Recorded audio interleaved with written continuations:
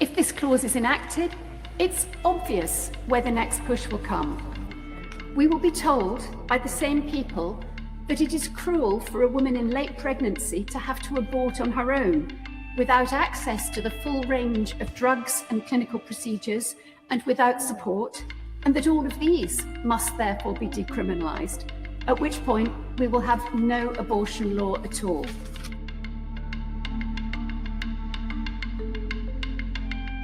Hello and welcome to the Off the Party Line podcast with me, your host, Mark Williams, joined as I am ever by my wonderful co-host, Mr. Peter Farrington. Peter, how are you doing, sir? Doing well, yeah. It's great to be back. It's been a little while, hasn't it, Mark? It's been a few weeks. Have you been up to anything in those few weeks?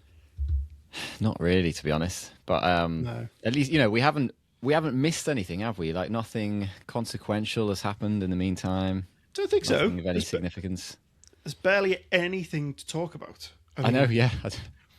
I was reading through the Telegraph. It's just basically nothing there. There's nothing happening in the world. No evil happening in the UK or anything. Not at all, yeah. Can you? But Mark, how are you doing before we get into it all? Well, I'm fine. I'm very red-faced, as you can see. I'm completely flushed. I just saw myself as I put my video up there, and I've been playing football. So, yeah. And I'm very unfit because I haven't played for a few weeks. So that's why I look at absolute state. I did have a shower before this, but I'm very flushed. It's been a busy few weeks for you as well. Busy few weeks for me. Yeah, if you didn't see the update video that I posted yesterday, I had another baby. Another son. 3 sons I've got now. So I can officially say now, Peter, that I am reproducing at above replacement rate. Yes. Yeah, quite some way above replacement rate, actually. Yes, exactly. Yeah, can you say that, Peter? Come on. No, not quite. It's 2.1? Is that what it is? 2.1 officially I replacement? think so. It's something like that. Yeah, well, we're on 2. 3.0. So. 3.0 for me. We'll get there too. Your wife watches the podcast, right? Most of the time, yeah. We'll see what she thinks. Well, this will be a test for whether she does actually watch it. Because if she doesn't... Let us know in the comments, love. Yeah, right. How do we move from that? So we've got something to touch upon today, Peter. So those of you who are subscribed to the channel, who've been watching us since the start, we've got 126 subscribers now, by the way, which is very cool. Thank you all so much for subscribing. If you're not subscribed, click that button down below. We're very grateful to everyone for giving us your time to watch us just chat on.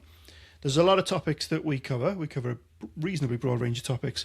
One of them is abortion, which for a long time, Pete, has actually been a bit of a dead issue in the UK.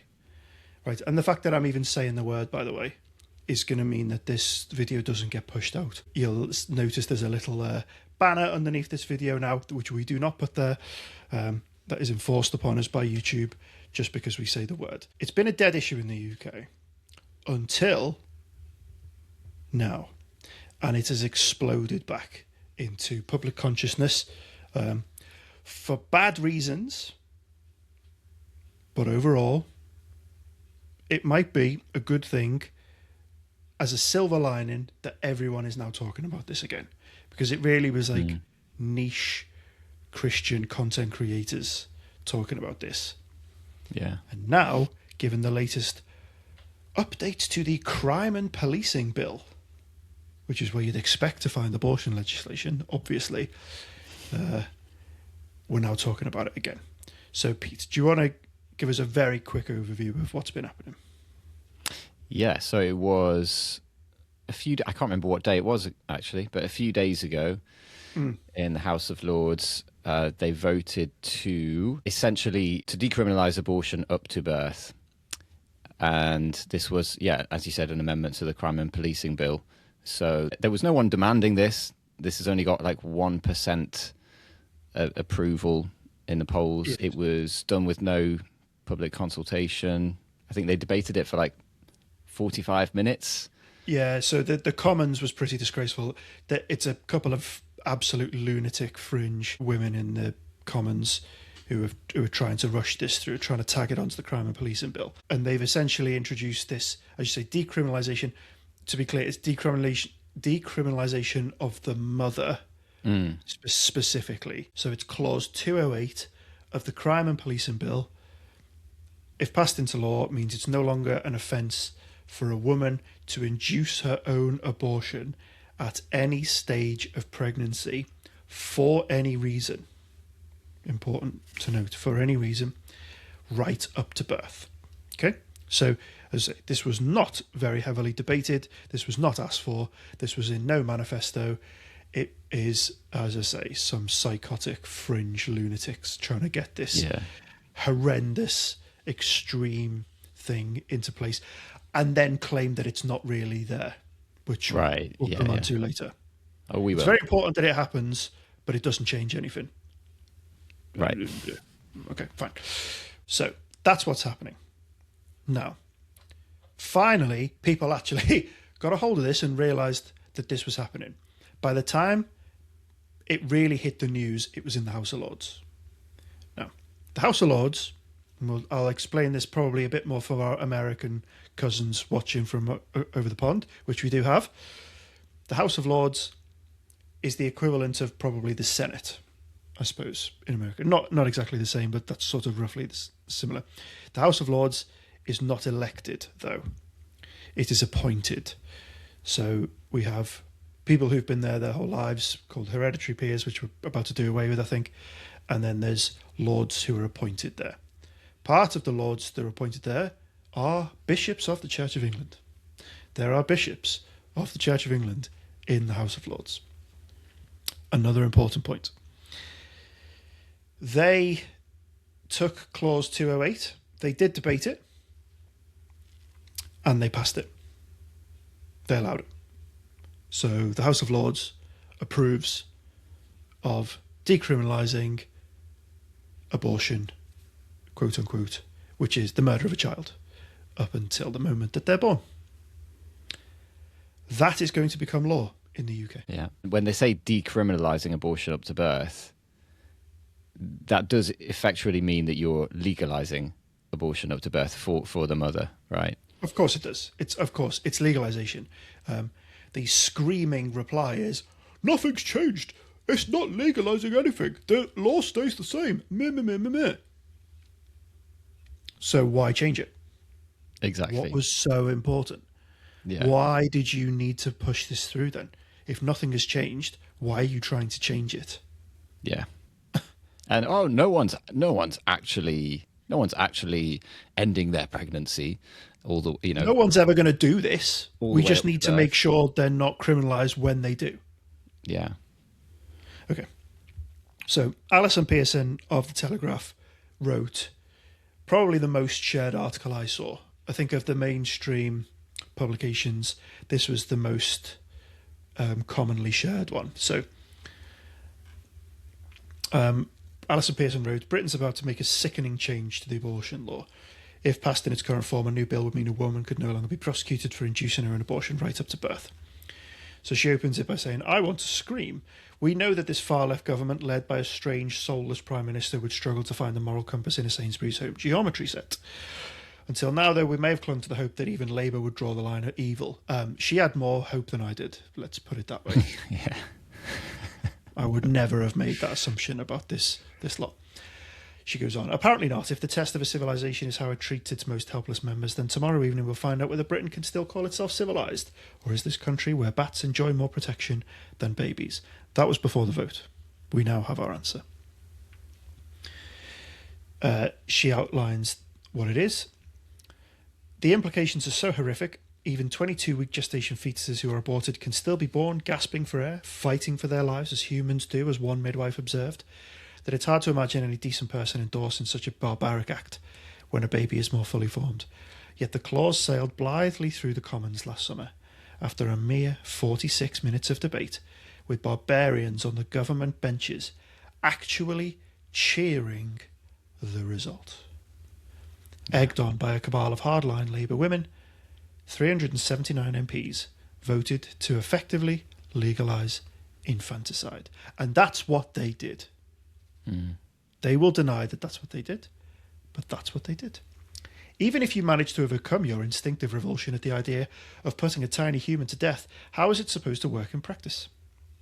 An abortion pill administered by the mother, which is what Carla Foster did to her unborn daughter when she was between 32 and 34 weeks pregnant, will stop the baby's heart. How the dead baby is then removed from the womb is anyone's guess, since a medical professional assisting would be prosecuted under the bill. So the mother could end up dead as well. It doesn't bear thinking about, and maybe that's why so many MPs who voted for it didn't. Think, that is. We must hope the Lords, who will have a free vote, bring wiser heads to their decision. Well, let's have a look at what the Lords did. Yeah. Why don't we have a little look? Now, we are going to have an honourable mention for Amanda Spielman. Okay? Honourable mention for someone who supports abortion. Not usually seen on this channel.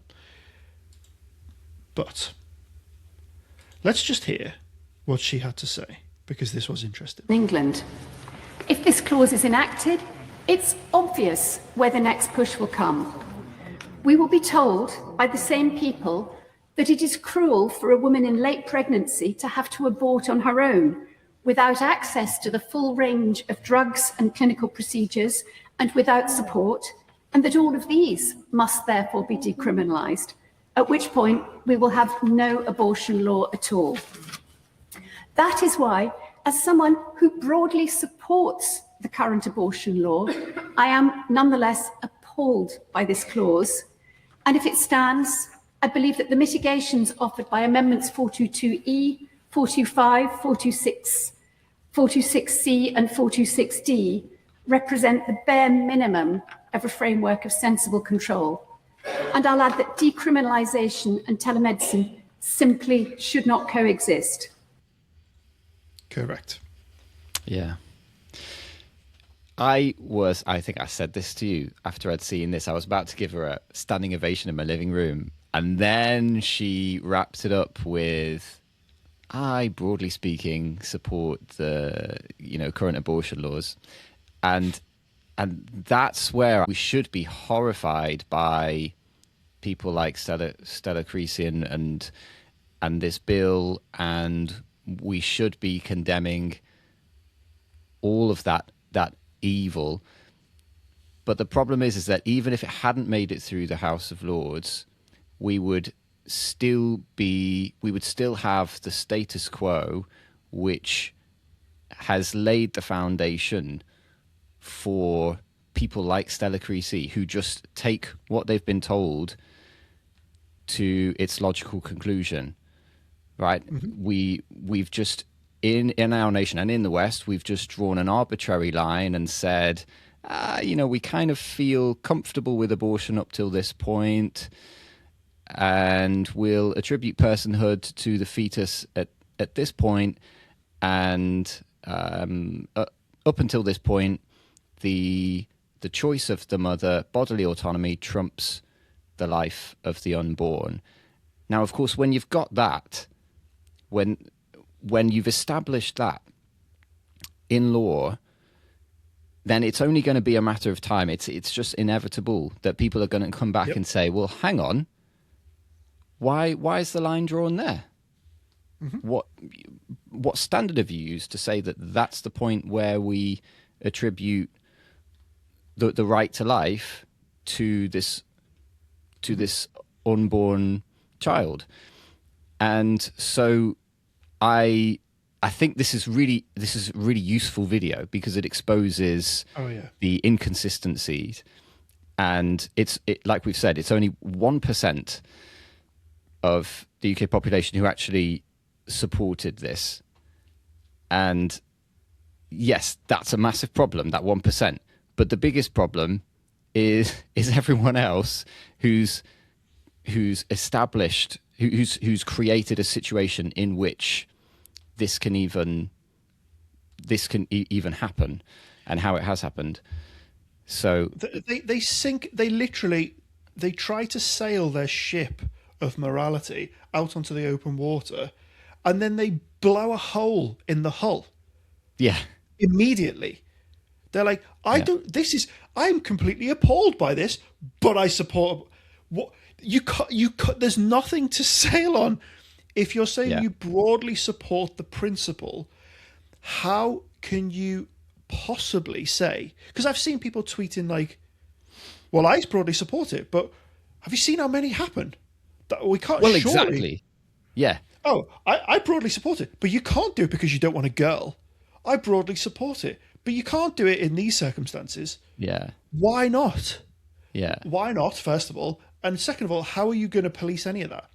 Yeah. It's like we were texting earlier, wasn't I? I said, well, it's like saying, I support everyone's right to come into this building. Okay? Mm-hmm. And then so everyone walks into the building. You go, whoa, you can't all come in. What? Hang on. Right. Every individual in this queue has the right to be in this building. Everyone here has chosen to come into this building. We're all exercising our rights. What's the problem? Well, I didn't anticipate that you were all going to want to come in. Well, why didn't you anticipate that? Yeah. Yeah. Well, abortion's healthcare. So, isn't more healthcare just a really good thing? Oh, no. Healthcare for these people, but not for you. Right. Like if this is so we were always going to get back here again. It might have been another 5 years, another 10 years, another 20 years. But, the Abortion Act, 1967 was not that long ago. It's only taken 60 years to get to a point where we've gone from, we'll allow it up to this point, and now it's all the way up to birth. And what do we really think that if we just fast forward another 60 years, are we not going to get to a point where we've moved that line past birth? Like there's absolutely no consistency. There's no objective standard by which we've even now established birth. No, because but she makes an important point in the immediate term, right? It shows you how much these people actually genuinely care about women. You're going to create situations here, and we've got an interesting letter that we're going to look at. You're going to create situations that are dangerous. Okay, the way this is crafted is going to create dangerous situations where women are going to die where they needn't have died because they're going to induce an abortion and then no one is going to be able to intervene. Right? And as she says, they're going to use that to say, oh my goodness, this person's just died because of the way the law is. We must change it. They're not going to change it back. They're going to change it forward. We all know what's happening. So that's why these zealots are doing this. They want to move the ball forward, but they can't move it exactly where they want it. So they're just moving it forward another couple of yards. Yeah. And then they'll come back in a few years. They'll sacrifice a few women on that altar, and then they'll make sure they get it. And they'll use those dead women. Not to mention the hundreds of thousands of babies, right? So, yeah. It's so raw, this, because in the other room is a nearly 3-week-old baby. And I don't want to overly emote about this because I don't want to diminish the logical argument. But frankly, why not? The other side does it all the time. And it is an emotive subject. The very idea, like people need to understand this. Just think, just take away the word abortion, right? That's the sanitized word. A baby has to die. A fully formed human being, never mind a fully formed human being, a baby, the most vulnerable of human beings. Those babies that you hold in your arms, that you cradle, that you feed, you will cut off their arms, you will crush their skulls, and you will suck them out of the uterus. That's the process. Having stopped their heart by means of poison. Yeah. That's what's happening. No punishment. And you do that, we're not going to punish you for it. It's so monstrous. We just have to keep coming back to that's what we're talking about, because we get the sanitized word abortion and then we build the argument on top of that. Yeah. And I think we get too lost in the ins and outs of it. Just get back to that. That's what's happening. And if you think that's okay, there's nothing I can do to help you. Yeah. Because there's no logical argument to be had. If you think that's okay, we're done. We're just done. There's no common ground that we can find here. I just need to make sure that you're defeated. Yeah. That your side loses. I don't care whether you think it's right or wrong. You are so wrong. You just need to be beaten. Yeah. And it's not just this 1% that now everyone's like horrified by. It's the entire abortion needs to be abolished. Any compromise, any exception is always going to lead to something like this and worse. There's often a rebuttal of this is awful. No woman ever does this willy-nilly. It's always a difficult decision. It's always this and that. It's like, mostly that's right. I saw a reply to one of these tweets earlier. I should have brought it up. A woman saying, I'm going to get pregnant and have an abortion, and I'm going to name it after you just to laugh at you in your face. Wow.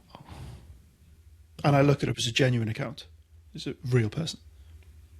Just flaunted it. Grief. So this is, it's a level of evil that you have to go, okay, fine. I'm going to take your word. I'm going to take that at face value. I believe that you believe that. And I need you to lose.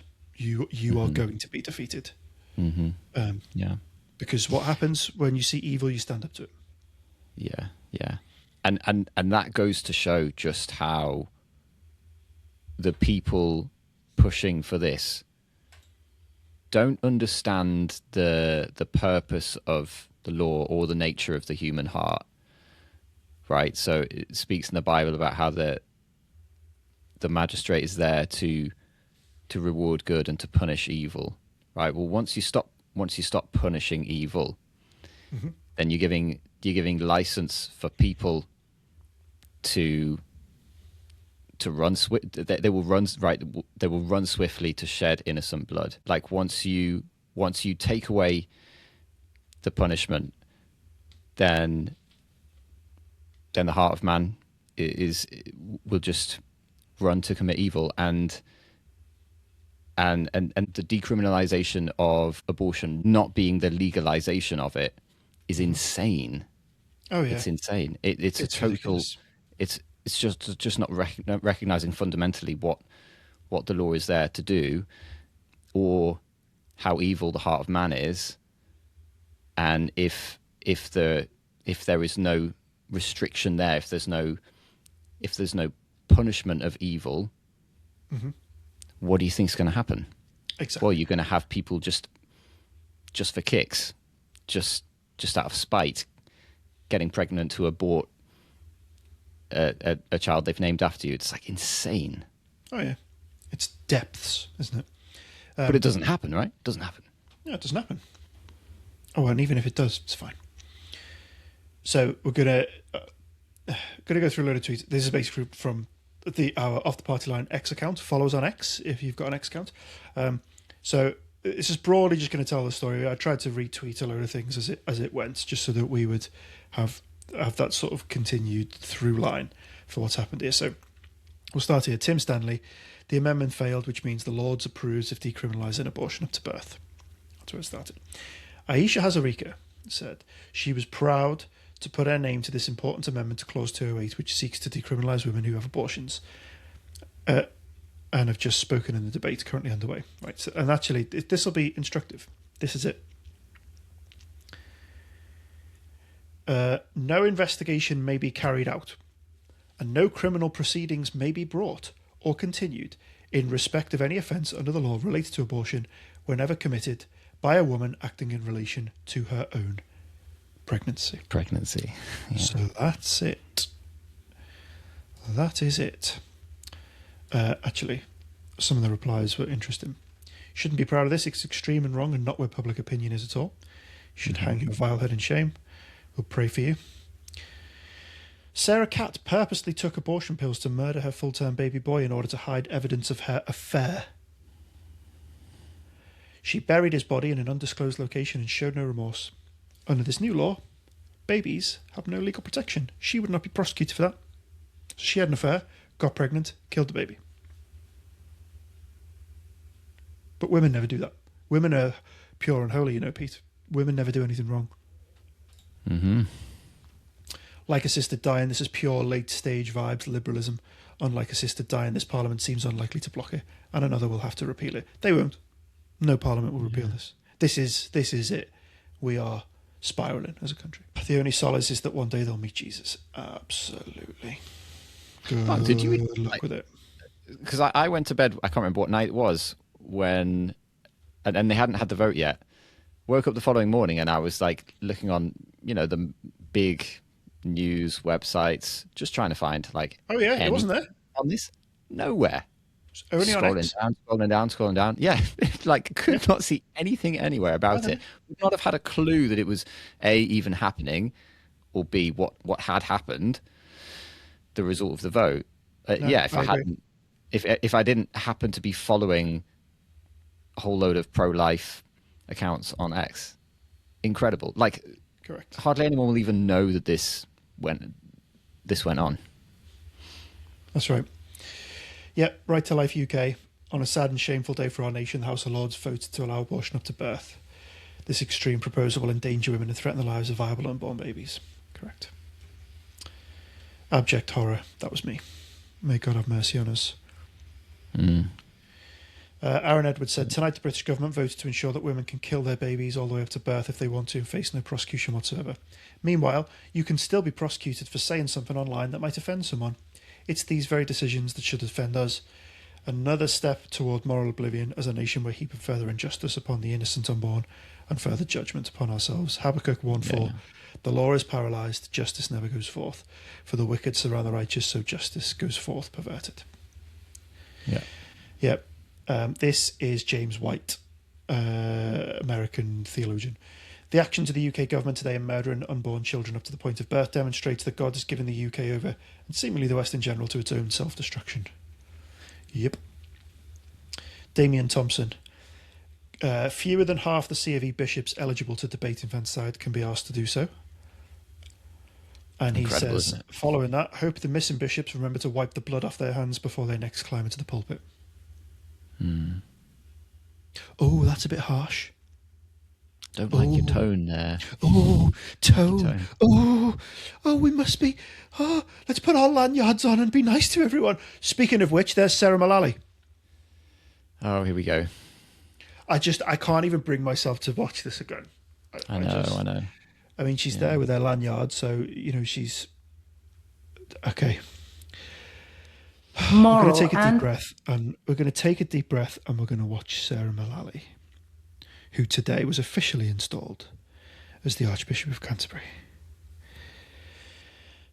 Deep breath. Oh, there we go. Decriminalisation of abortion is a question of such legal, moral and practical complexity that I do believe it cannot be properly addressed in an amendment hastily added to another bill. So wait. Complexities in three regards, right? Morally complex. How is it morally complex? So it might be morally complex for a secular person, right? Well, clearly it is, yeah. You are the Archbishop. And practical complexity that I do believe it cannot be properly addressed in an amendment hastily added to another bill. So do you actually see what she's saying here? Yeah. Go on. What she's actually saying here, but I can't believe it can be properly addressed in this way. So it could be in another way. Like, so if we're allowed longer to talk about it. Yeah. If we can figure out the practical complexities and figure out what the moral complexities are, we might be able to address this. How is this morally complex? Because remember, she's pro-choice. So if you don't believe us, by the way, Sarah Mullally, surely she's not pro-choice. No, she absolutely is. She's absolutely said she's pro-choice. Go back and watch Not her not videos for on it. not for herself, but for others. Doesn't yeah? You Well, know, so it's okay, isn't it? It's okay. yeah. I would never have an abortion, but The whole point of this is you're supposed to be a moral and spiritual leader. yeah. Anyway, let's listen to the rest of it. Consideration of any alteration to the abortion laws needs public consultations and robust parliamentary processes to ensure that every aspect of this debate is carefully considered and scrutinised. She's not wrong in what she says. It's just That's not what she should be saying. that's not what you should be saying. You should be screaming at the top of your lungs. Yeah. You should know the way that God thinks about child sacrifice and the tone and the words that he uses to condemn such practices. And you Correct. should be speaking prophetically to the culture, Yeah. to this nation. And the fact that you're not and you are sat in that seat Yeah. shows you exactly the judgment that we are under. Well, yeah. It is itself just- judgment, isn't it? She is the personification of the judgment that this country is under, because she sits in the seat of the head of an established state church, and she's pro-choice, Yeah. which is pro-abortion. Yeah. I'm not faffing around with words here.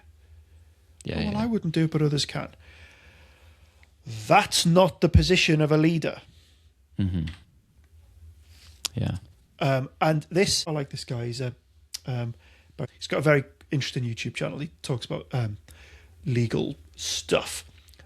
But his comment is the word that the morally deficient Archbishop was looking for was wrong. Yeah. But I think that her position is representative of... so I think it was 2011 that the Evangelical Alliance did a survey of... I think it was either their members or attendees at festivals they had. And only 30% of the respondents said that they completely agreed with the statement abortion is always wrong. That's incredible. But I think that's where we're at. I think that Oh, yeah. it is a minority position to just say no, absolutely no exceptions, always wrong, always evil. God hates it. It should be criminalized. You should not acquit the guilty. And I think that that's where we're at as a church, and it's fitting that we've got her as the leader of the state church. Yep. She does quite well represent us. Yeah. Oh, yeah. Absolutely. She is what we've been asking for. Yeah. Just say the nice thing. Be nice. Over doing Say the it right gently. thing. Yeah. Unity, togetherness, Yeah. blah, blah, blah, blah, blah. Yeah. When what the moment calls for is not that. No, it's the opposite. The moment does not call for nicey, everyone be friends. Yeah. That's not the space we're in. Yeah. I said this: if we decriminalise all laws, like we just did for late-term abortion, baby killing, the practical effect is to have no laws. If we decriminalise assault, that is to not punish an assaulter. The assault laws are meaningless. Completely. I'm so. The gaslighting's off the charts. By the way, It really more, is. We'll see more of it in Yeah. a minute. But that's not, well, we haven't changed the law. Well, what did you change then? Oh, don't worry about it. Lois McClatchy Miller. In Britain, you can kill a full-term baby in the womb, but you can't in certain areas. Pray silently. Correct. That was Alison Pearson's article, which I've shown. I'll link that in the description below. You can go and have a look at it. It's in the Telegraph. It is behind a paywall. Sorry, but if you can subscribe to the Telegraph for that one, it's well worth it. Now, I did also say this. if anything good has come of this, and I am reaching, abortion is back on the table for discussion when it previously wasn't. And remember, while this decriminalisation to birth is new, we already have the murder of babies up to birth in certain circumstances. Cleft lip being one of them. We've talked about this before. Already allowed. You can kill a baby for the crime of having a cleft lip. Kill them for it. Dead, dismembered, for a cleft lip. An easily corrected condition. Yeah, you can see my little joke. My wife and I voted to remove the naughty step as a consequence for our children fighting. I look forward to them just knowing that fighting is not allowed and not doing it. Precisely. It's such a good point. This is the thing, right? Because safe, legal and rare didn't lead to nearly 40% of pregnancies ending in abortion. Mm-hmm. Permissiveness allowed, behaviour follows. Exactly, yeah. And just think, like we know the recent stats. So it's more or less 1 out of 3 pregnancies in the UK end in abortion, right? Yeah, and 40% of Scouse babies. Yeah. So there is no more dangerous place to be in the UK than in the womb. That's right. It's the most dangerous place.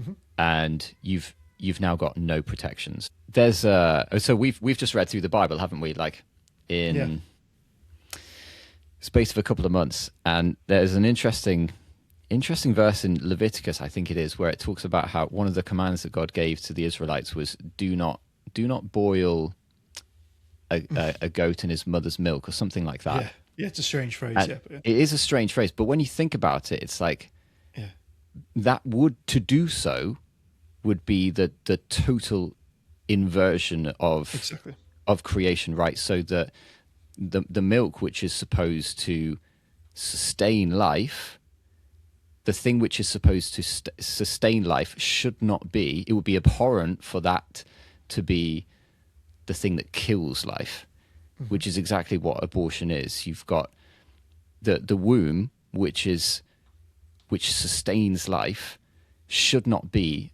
the grave. And that's what we have in abortion. It's and God uses this language which is of condemnation of abortion, which is completely unique in the words that he chooses to condemn abortion. He talks about how it when he sees the Israelites adopting these pagan practices of child sacrifice, to say it never even entered my mind that you would do such a thing. Yeah, that's just how abhorrent it is. Yeah, in the eyes of God, and this is where we are as a nation. Exactly. We've legalized it, and it's only going further in this one direction, because, like you said, that it's this. They've done it through the back door. They've found this workaround, and they're going to come back asking for more. And this is the thing: why have they done that? Why did they not take it to the public? Why is it not in the manifesto? Why did they stick it into a bill that has nothing to do with it? We know why. Right. We know why. Yeah. Because they're sneaky. Because they know that there's no support for this. Of course not. Yeah. And why would they think that democracy means anything? These people don't believe in democracy. They're not interested in democracy. They try and overturn democracy every single time. It gives an answer they don't like. They try and subvert it. So they're not. But it's interesting to think of that. Sorry, it's interesting there being the whole thing of there being no public support for it, because if you were to show people back in 1967 what things would be like even before this bill, be absolutely horrified, right? Even by just the sort of standard status quo position of, I broadly support abortion law today. I think a lot of people would be horrified, but the conditioning effect of the law is such that you just fast forward the clock a little bit, a few years, and people won't if they even realise what's gone on and happened, people won't have a problem. Yeah, well, we probably shouldn't criminalise. Yeah, it's probably great that we don't criminalise women for abortions. That's the effect that it'll have. Yeah. Tim Stanley tweeted this. So in one ward, doctors fight to save a baby. In another, they kill a baby. The difference very often comes down to which baby is wanted or can be afforded. Where's the equality? Where's the fairness? Now there's a move to decriminalise, effectively allowing it up to birth. Google it, it's not an easy read. It's the physical destruction of a baby. That was before the vote. And Richard Morrissey retweeted it with this. When I was a pre-med student at Trinity College Dublin, we had an objective lecture on abortion from the Irish state pathologist, Professor John Harbinson. He went through in great detail how abortions are performed and how they're not the simple procedure commonly assumed. What takes place was so grim and horrific. One of my fellow students fainted. The female students in particular were very uncomfortable. There is a reason the harsh reality is kept under wraps. Now imagine this horror happening to a fully formed baby. At crazy early gestation, like well earlier than you would think. Yeah. You can see a picture of, we'll call it a fetus. It's the baby, but we'll use your words, the fetus. I could say point to its spine. You would be able to point to its spine. Mm-hmm. I would say point to its legs. You'd be able to point to his legs. I would say point to his toes. You'd be able to point at his toes. Point to his eyes. It's all there. Yeah. So early on. Mm. I get that people have a hard time getting over emotional about the very first embryonic state. I get it. It's not as emotive. It's people would have a much harder time. But people assume that embryonic state lasts a heck of a lot longer than it actually does. Yeah. It's true.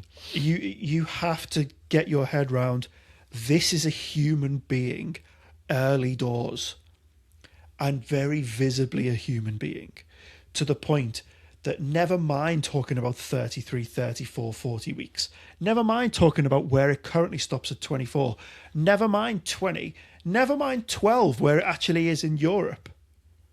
Right, yeah. Just look at it and see. Do what Richard Morrissey said. Look it up. Just look at what it is. I would explain it to you now, but YouTube would literally take it off the internet. Yeah. Oh, yeah. That's the level we're talking about. It's so horrific that if I physically describe this right now, this video wouldn't exist and you wouldn't be watching it because you wouldn't be able to. Right? Does that sound like the kind of thing that's just fine and should be allowed? Something that's so awful they can't even put it on. Yeah. Does it sound like healthcare? I can't even, man. Well, here we go. Abortion is the systematic cutting up and skull crushing of a baby while it screams in agony. I mean, that's graphic enough. Believe me, that scratches the surface of how graphic this thing is. That scratches the surface. Just calling it murder doesn't even come close to the horror of what actually takes place here. Yeah. Neil O'Brien, this was a good piece actually, and Rob Culver's pulled out a good part of it. Last night, the House of Lords voted for an amendment which will decriminalise self-induced abortions all the way up to the point of birth, so you'll be able to kill a baby the day before it's about to be born and face no legal consequences. This is monstrous. There is no magic that happens as you pass down the birth canal. There is no flash of light as your soul descends. There's no moral difference whatsoever between a baby the day before birth and a baby the day after. The thought that someone could poison or smash up the body of a baby and face no legal consequences is appalling. It's an overused word these days, so let me try again. The thought should make you sick. Yeah, it really should. It should. I'll put a link to that in the description as well. Christopher Snowdon, not even close to religious, secular, works for the IEA, very much up on freedom issues. Thwarted in their attempts to kill people when they're nearly dead, the political class have settled for killing people when they're nearly born. Yeah. Christopher Snowdon's been surprisingly solid on this. I like Christopher Snowdon, I'm a big fan of his. But I would have always assumed he would be reasonably liberal on this. Right. No. Kathleen Stock, she's had some good views on this. Interesting how some women who valiantly fought gender wars now using the same tropes beloved of trans activists to defend decriminalisation of late-term abortion. As if there will be thousands of sinister men who want to predate in changing rooms women lining to get rid of their babies. There won't be, but still need legal deterrent for the few, especially with pills by post in the mix. As if anyone would do that if they were not totally desperate, in danger or traumatised. Fact check. There are lots of different motivations. Humans are diverse. Check out the stories of actual matricide. The idealisation of 50% of the population is stupid wherever you find it. Correct. It is my right to do what I want to my body, regardless of consequences for others. How's that not just abject narcissism and selfishness? We aren't living in the 18th century. Every possible form of contraception already available. How can it be okay to prefer to try and get rid of a later term baby, especially when you have to go through labour either way? Yeah. That's a solid point, by the way. Yeah. This is what we always forget. An abortion does not magically make the matter disappear. Yeah. If I may put it euphemistically. Yeah. Let's be clear. If there is a 34-week gestation baby in your uterus, it's coming out one way or the other. It either comes out and takes its first breath, or you chop it up and pull it out in bits. I mean, they're your options. People are, don't be so. They're your actual options. It comes out and alive. Neither one is pleasant, right? Like you've been there for 3 now, right? Like we both know that neither is pleasant. Neither is a walk in the park. But either way, the baby's got to come out, and it will be alive or dead. At that point, you can just deliver it alive, right? You can, at that point, go, I want nothing to do with this baby. I'm traumatized. I don't want it, blah, blah, blah. They will take it from you, and they will give it to somebody who will adopt it. Yeah. Okay? Why would you not do that? Yeah. Why would you just not do that? If you don't want the baby, if there's something absolutely traumatic going in your life, my heart goes out to you. There will absolutely be those situations. Please don't kill the baby. Please, please, just deliver the baby. Give them to me. I'll take them. I'll put an email address in the description. I will take the baby. Just please don't kill them. Please. Yeah. You don't need to kill them. You don't need to kill them. My goodness me. Yeah. How many people do we know who would say the same as well? I would say reach the same. out. Reach out. Yeah. We have churches. If you went to a church and said, I am pregnant, I am 34 weeks pregnant, I can't do this anymore, I don't want this baby. If there's anything about the person that you speak to in that church, they will make sure that baby gets a home. Okay? Yeah. And if they don't, they're not a church. So go somewhere else. Yeah. Right? Yeah. Reach out to a church. Please. Please, please, please, please, please don't kill your baby. Please don't kill your baby. Just reach out. Someone will help you. Someone will help you. I promise you. This is where the hypocrisy starts, right? So Ed Davey, leader of the Liberal Democrats, the most awfully trades description breaking named political party in the world. He said, imagine, this was in response to, I think, so there was people having a bit of a kick-off about, there was a big Muslim prayer thing, I think it's called an iftar, is it? There's Muslim prayer taking place in Trafalgar Square. People were upset about it. He's reacting to the upset. Imagine seeing British people at prayer and thinking, this is a great chance to stoke fear, hatred and division. People who do that should have no place in British politics. Freedom to worship is a fundamental British value. This is a picture of a woman being arrested for praying silently in her head. We've covered this. We covered this in one of our first episodes. Go back and watch it. This is an actual picture. That woman is standing on the sidewalk, not saying a word, just standing there, silently praying in her head, and that is 3 police officers arresting her. Imagine seeing British people at prayer and thinking, this is a great chance to stoke fear. It is very intimidating what she's doing. That man is an idiot. Ed Davey is an idiot. I've never look at the stupid antics he gets up to. That's so cringe and embarrassing you can't even get your head around it. But this sort of stupid hypocrisy just shows him up as the moron that he is. Yeah. I can't stand this guy. There's just been so much gaslighting, hasn't there? Because then Stella Creasy was saying, well, this is it. Well, we'll get to it. So this is okay. So Tim Stanley, the Lib Dem manifesto includes a commitment to enforce and safe access zones around abortion clinics and hospitals, i.e., the zones that ban prayer in a public place. Yeah.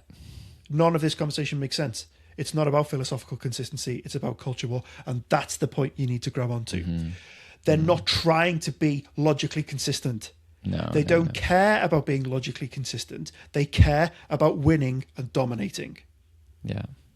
That's all they want. They don't care if they are consistent or not. Well, and that's why, like, they know they can't hold a debate on it. Well, they can't be. That's why, comments are turned off.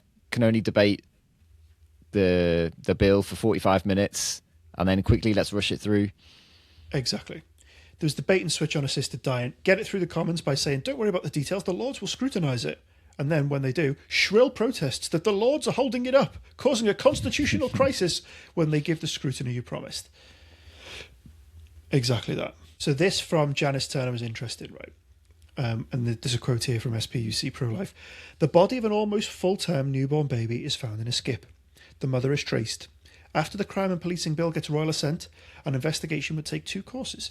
If she's believed to have, say, smothered the child after birth, she may be charged with infanticide, an offence which, taking into account postpartum mental illness and distress, is tried, if at all, as manslaughter, not murder. But if the mother claims the child died in utero because she took abortifacient drugs, the case will close. Whatever reasons for doing this, the baby's death is not a crime.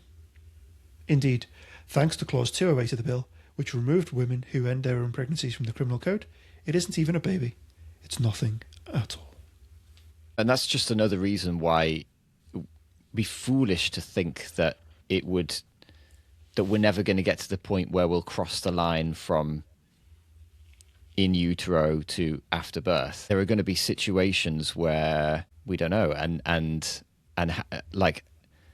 how long is it going to be before? Yeah. At that point, are you even allowed to investigate it? Well, yeah. Because Precisely. you're precluded from an investigation. Yeah. So Stella Creasy comes back with a absolute rotten nonsense. This woman is so evil. Buffer zones don't ban prayer. They balance the right of those who want to oppose abortion with those who want to access one without being harassed to use the same space at the same time.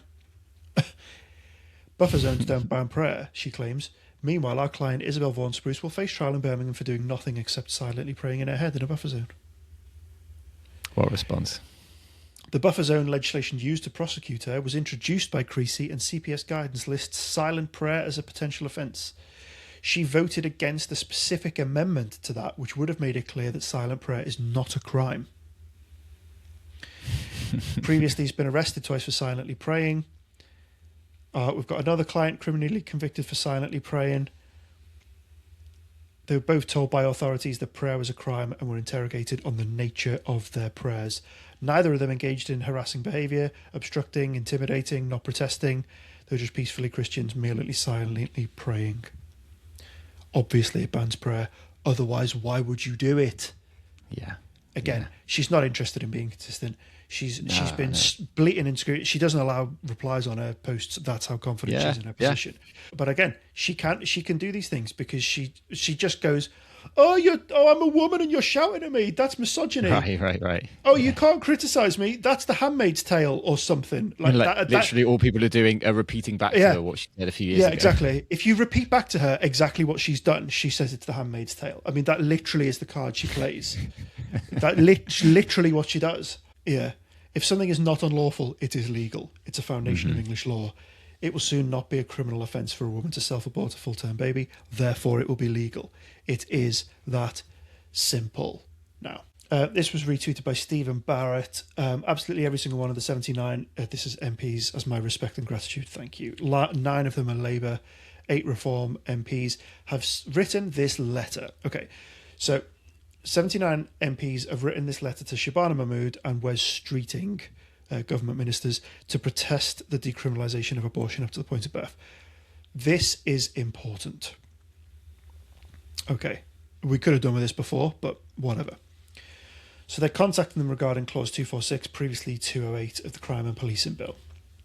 They share significant concerns. We're concerned that the following significant issues have not been adequately considered and believe that should it become law, it would be reckless for Clause 246 to be commenced before an impact assessment currently lacking has been drawn up. They haven't even done an impact assessment of this. And they haven't issued appropriate guidance to police. Oh, this is just an absolute mess. It's just a joke, anyway, isn't it? Here are a load of questions. And this is what parliamentary scrutiny is supposed to be, by the way. This is what's supposed to happen in the chambers and in the committee rooms, but hasn't. If a woman were to take abortion pills late in pregnancy and conscious of the dangers associated with unsupervised late-term abortions, then sought medical assistance mid-abortion, how would doctors be expected to respond when, quite rightly, it will remain an offence for healthcare professionals to perform abortions after the 24-week limit?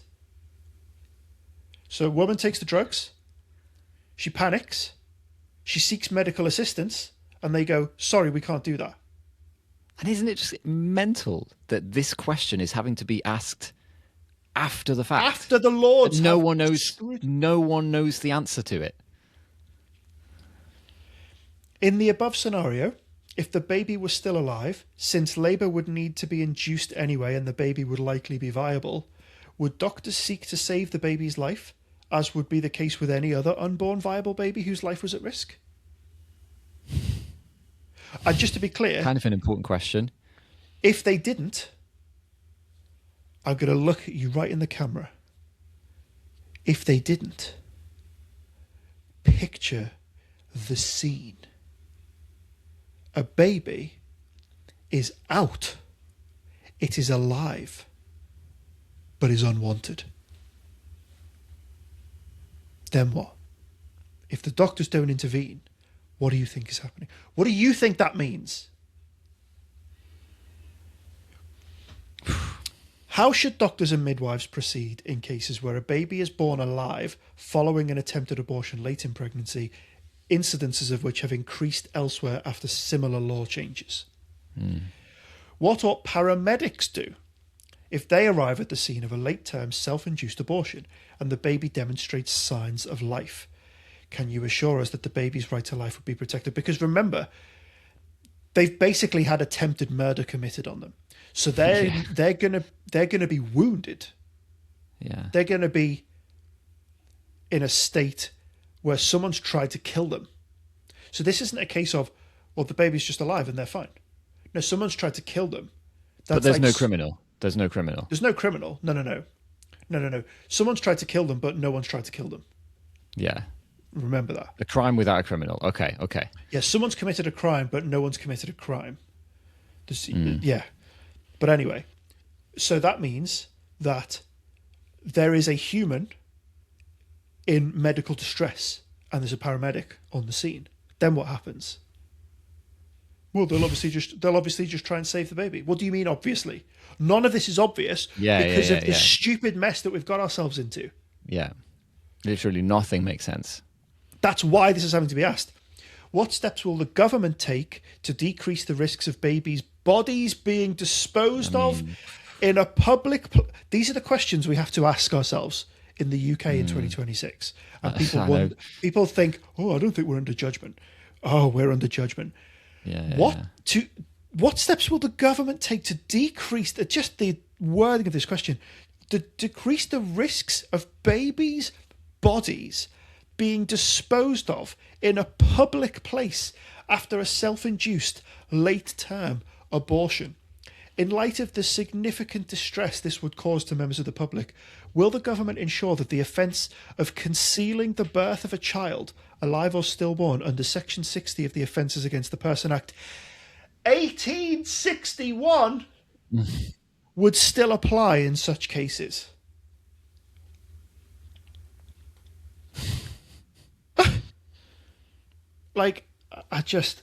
What guidance will be given to police about investigating the circumstances behind a baby's death if it is claimed that the death was the result of a late-term, self-induced abortion. Yeah. As Lord Hogan Howe explained at committee stage in the Lords, police would sometimes still need to investigate the circumstances to assess whether infanticide or abuse had led to the baby's death. How will police ensure that cases of infanticide will not go undetected as a result of Clause 246? Yeah, how on earth? Don't know. Didn't think about that. As the former Justice Minister, Laura Farris, has outlined, an offence of aiding and abetting an act ceases to be a crime if the underlying act is no longer an offence. So we're getting into legal technicalities here, which have not been thought through. This risks third parties now being able to encourage, assist, or pressure women into inducing their own abortions outside the terms of the Abortion Act. Will the government create... will the government create alternative offences to address this concern? So, add another clause. We need another clause. Wow. How will the government ensure that women being pressured into sex-selective abortions are protected when they would no longer be able to appeal to a legal deterrent to prevent them from inducing on these grounds? Few things come up there. Yes, women will definitely be pressured into that. Definitely. We know who's doing that. Yeah. We know which communities are doing that. But let's not admit that to ourselves because that's too complicated. Why wouldn't women want to do sex-selective abortions either? We make the assumption that it's men who only would want to do sex-selective abortions. Women could do that as well. But if they are being pressured, at this moment, they would be able to appeal to a legal deterrent. Yeah. Now they won't. Yeah. Now it's even worse. Because not only would they not have the deterrent, let's say they're 26 weeks, which at that point is still technically illegal, and their husband says, "Oh, it's a girl, don't want it. Get rid of it." She would now be able to say, "I can't, that's illegal. I will be arrested, you will be arrested. We can't do that." Now he'll say, "You won't be arrested. Right, yeah. You won't be. It's not a crime for you to do it. But I don't want to do it. It's dangerous. Well, I need a doctor to do it. You can't ask a doctor. It's illegal for a doctor to do it. It's still illegal for a doctor to do it. You need to do it. Can you help me?" "No, I'm not helping you. You do it. You do it. You killed a girl. I don't want it." Oh, people would never do that. Shut up. If people would never do it, then why are we making... What steps will your legalising it? department take to ensure accurate recording of the number of abortions that take place outside the terms of the Abortion Act as a result of Clause 246, and of medical complications arising when women seek to induce their own abortions at late gestations? Such data is essential, given the likely risks of Clause 246, but current data concerning complications from at-home abortions is woefully lacking, as highlighted by the findings of a 2023 government review. The above and other similar scenarios are not fanciful, since the advent of the abortion pills by post scheme, abhorrent, evil. Sounds lovely, doesn't it? Oh, pills by post, lovely. Disturbing cases of women inducing their own abortions outside the terms of the Abortion Act have already occurred.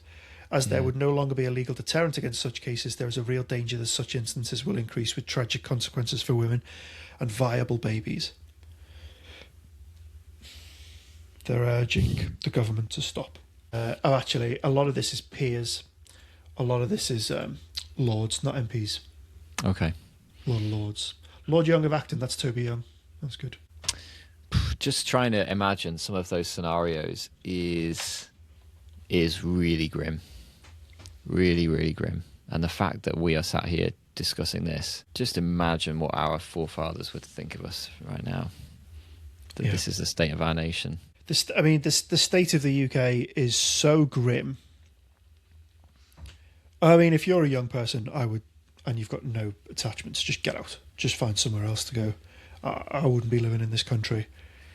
If you've got any options to get out, just find somewhere else to live. This place is... It's so demonically driven, I can't even... But it drives us to our knees, doesn't it? This is, this is God giving us over to our sinful desires. This is God putting us under judgment. If this doesn't drive us to our knees in prayer and repentance, then I don't know what else will. This is what... Yeah. But Mark, we don't want to get political, and... Why would the church get political? We just got to, preach the gospel, and to hell with everything else. We just need to be nice to each other. We just need to be nice to each other. We just need unity. We need lanyards. We need... that's all we need. Yeah. We need to get rid of microaggressions. Right. Yeah. We could start with stopping slaughtering our babies, but maybe we should focus on other things first. Right. We could lead with, let's not commit infanticide, but that's just not very unifying. How many churches do you think responded to this on Sunday? Like, I would be amazed if it was anywhere close to 10%. Oh, I'd be amazed if it was anywhere close to 1. Amazed. Yeah. But really, what would it take? Well, a bit of a bleak one, this one, but it's important to talk about that. As I said at the start, look, this issue is now back in the public eye, and if we're going to take anything from it, let's take that. Churches, please, real churches, please grab hold of this issue, grab hold of it and drive forward with it, because the bit is between the teeth. They have overplayed their hand. They've pushed too far. We had a settled issue, wrongly, but it was settled. Now it's not settled, it's back. We need to get a hold of this. So that is going to wrap this up for episode 15 of the Off the Party Line podcast. Please let us know your thoughts in the comments below. We always love reading your comments. Please do leave a like on this video if you liked it. Subscribe to the channel, our growing army of many dozens of subscribers. Many dozens. Many dozens. We have lots and lots of dozens of people watch this. Please subscribe to the channel. And there'll be plenty more coming your way. We will see you in the next one.